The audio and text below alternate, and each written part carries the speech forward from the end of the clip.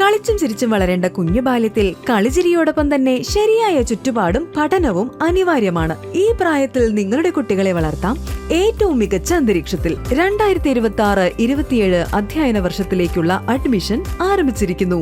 സംസ്ഥാന എക്സൈസ് അക്കാദമിയിൽ നടന്ന പുതിയ ബാച്ചിന്റെ പാസിംഗ് ഔട്ട് പരേഡിൽ മന്ത്രി MB രാജേഷ് സല്യൂട്ട് സ്വീകരിച്ചു. മുഖ്യമന്ത്രിയുടെ മെഡലുകളും വിതരണം ചെയ്തു. Thrissur Poothole state excise academy മൈതാനത്ത് നടന്ന പ്രൗഢഗംഭീരമായ ചടങ്ങിൽ പുതിയ എക്സൈസ് ഉദ്യോഗസ്ഥരുടെ പാസിംഗ് ഔട്ട് പരേഡ് നടന്നു. തദ്ദേശ സ്വയംഭരണ എക്സൈസ് വകുപ്പ് മന്ത്രി MB രാജേഷ് സേനാംഗങ്ങളുടെ ഗാർഡ് ഓഫ് ഓണർ സ്വീകരിക്കുകയും പരേഡിനെ അഭിസംബോധന ചെയ്യുകയും ചെയ്തു. സംസ്ഥാന സർക്കാരിന് വേണ്ടി വളരെ സന്തോഷത്തോടെ അഭിമാനത്തോടെ അഭിനന്ദിക്കുന്നു, അഭിവാദ്യം ചെയ്യുന്നു. പ്രതിജ്ഞയെടുത്തുകൊണ്ട് എക്സൈസ് സേനയുടെ ഭാഗമായ ഈ ദിവസം നിങ്ങൾ ഓരോ സേനാംഗങ്ങളുടെയും ജീവിതത്തിലെ ഏറ്റവും അവിസ്മരണീയമായ ഒരു ദിനമായിരിക്കുമെന്ന കാര്യത്തിൽ സംശയമില്ല.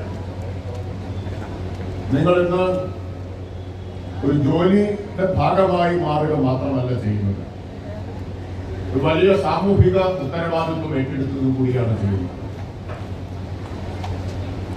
134 പേർ ഇന്ന് പുതുതായി എക്സൈസ് സേനയിലേക്ക് കടന്നു വരുമ്പോൾ അവരിൽ ഇവിടെ പറഞ്ഞതുപോലെ മിക്കവാറും എല്ലാവരും ഉന്നത വിദ്യാഭ്യാസ യോഗ്യതയുള്ളവരാണ്.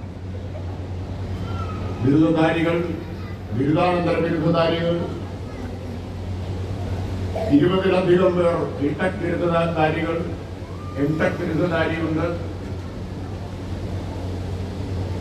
BDSും BAMSും പൂർത്തിയാക്കിയിട്ടുള്ള ആളുകളുണ്ട്. BEd ബിരുദധാരികളുണ്ട്.